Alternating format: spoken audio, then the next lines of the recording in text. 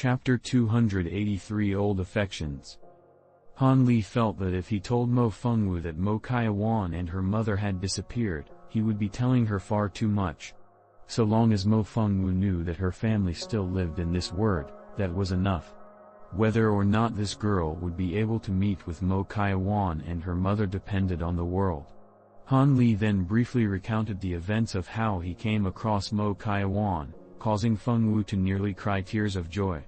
Mo Fengwu clearly understood that because of Han Li's identity as an immortal cultivator, he didn't need to fabricate such lies to deceive such a weak girl as herself. The reason why the other party was being so polite to her was most likely due to that fated meeting with him so many years ago. Thus, Mo Fengwu brought her hands together in joy and raised them to her chest, silently praying for a moment before returning to her normal state. However, her expression toward Han Li was clearly no longer as cold as before. She clearly realized that in all likelihood, were it not for Han Li's assistance at Yanling Castle, Lady Yan and her daughter would still be in a predicament. Many thanks to young Master Han telling me about the whereabouts of Kaiwan and Fourth Mother. After Mo Kaiwan calmed down, she slowly gave her thanks. But without waiting for Han Li to reply, she said, "Although my younger sister and her mother are alright, the whereabouts of my eldest sister and my other mothers are unknown. They've most likely fallen to some evil scheme. Fengwu cannot help but want to avenge them. However, Fengwu lacks the strength. Can junior martial brother Han help me?" Mo Fengwu's words revealed a feeble appearance. A layer of fog covered her eyes in an instant, as if she were about to sob from grief. When Han Li saw this, he stoked his nose and felt a headache. He originally thought that if she knew of Mo Kaiwan and her mother's whereabouts, she wouldn't be so anxious to take revenge. But he didn't think that Mo Fengwu, whom he hadn't seen for so many years, would become too strongly attached to this matter. To tell the truth, killing a Qi condensation cultivator would be far easier than killing a mortal with status for no reason.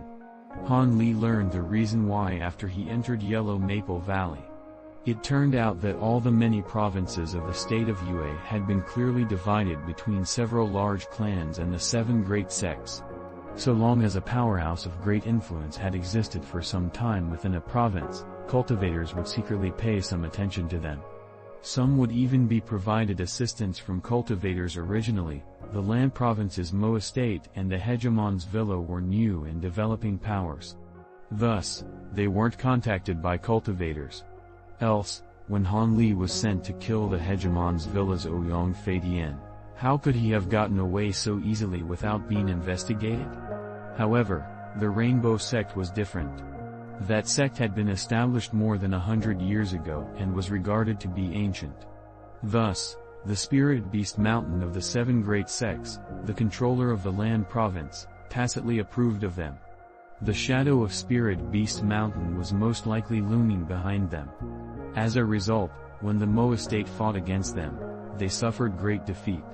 As a disciple of Yellow Maple Valley, he couldn't kill a major mortal leader supported by another sect for no cause or reason, otherwise, he wouldn't be able to explain himself. However, with the recent invasion of the state of Yue by the Devil Dao, the secular world had suffered damage. This gave him a good opportunity to act during this time of crisis. With just a bit of carefulness, he shouldn't have any problems. As Han Li thought this, he didn't expose any emotions. Instead, he stood up and paced back and forth within the room. After another moment of consideration, he gazed at Mo Fengwu's charming face and calmly said, "Young Lady Fengwu, normally I wouldn't be able to agree to this request since doing so would bring about great problems for me. But the recent circumstances in the cultivation world are quite peculiar. An opportunity might actually arrive. Let's do it like this. If there's an opportunity in the future, I will attempt to eliminate the Rainbow Sect's master. But if it is truly impossible, I hope young Lady Fengwu will extinguish her thoughts for revenge." When Mo Fengwu heard Han Li's words, she immediately began crying tears of joy.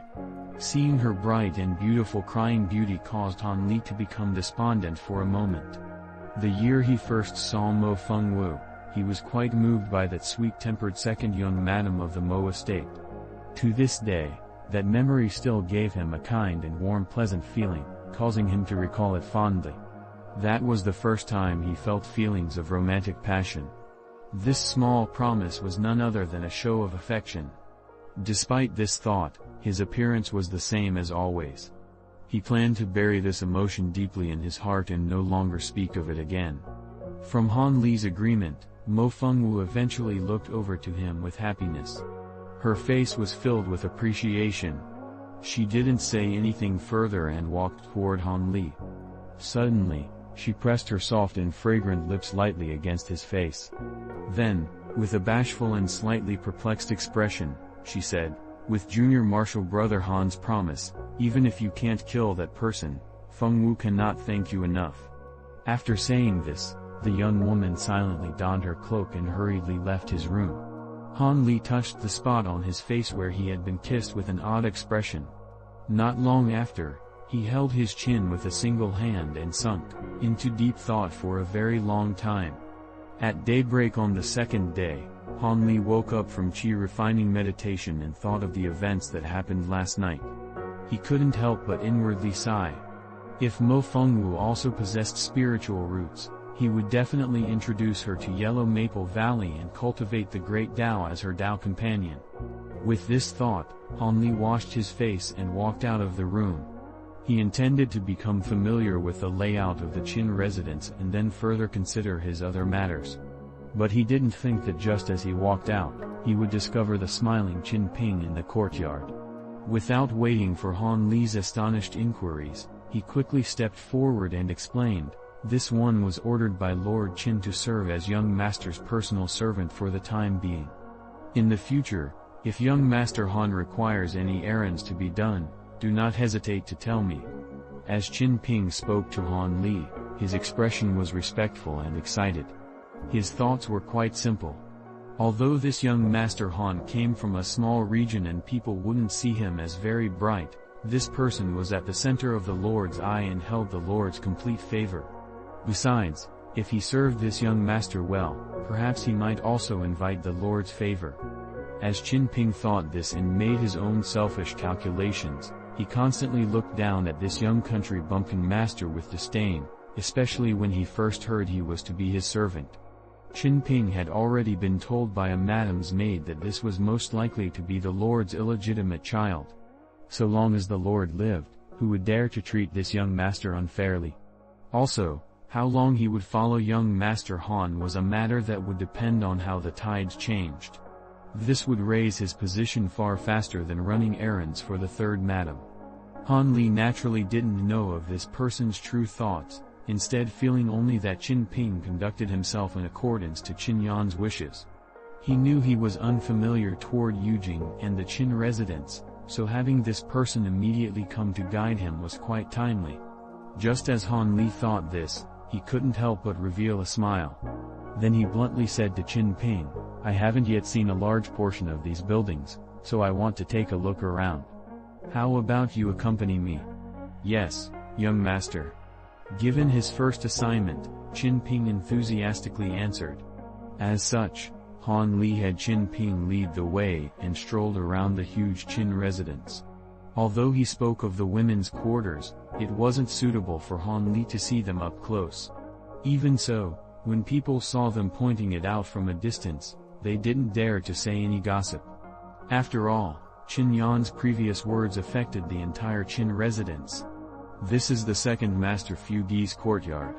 Apart from the second Lord, his two youngest sons also live there. Neighboring that, Qin Ping guided Han Li quite well. Unbeknownst to him, Han Li secretly committed every name that Qin Ping told Han Li as well as where each master lived. But when he spoke of young Madame Diao Mo Fengwu's residence, Han Li's mind stirred. He paused and looked at it for quite a long time before turning his head away. Not a long time after, Han Li finished looking through the Qin residence once through, but somehow it seemed that Han Li was not yet content. In the end, he bluntly had Qin Ping bring him out of the Qin residence and out to a lively place in Yujing. As they wandered randomly, Qin Ping continued to give him explanations. The entire morning passed by as they walked through a few scenic spots in Yujing. Qin Ping's originally enthusiastic expression had long disappeared. At this moment, he was limping behind Han Li with a bitter face. Who would have thought that even after walking for so many hours without the slightest amount of rest, he would still be forced to continue to comment and explain without end? Anybody would feel similarly frustrated in this situation. Qin Ping even went as far as to suspect whether or not he had chosen the wrong master.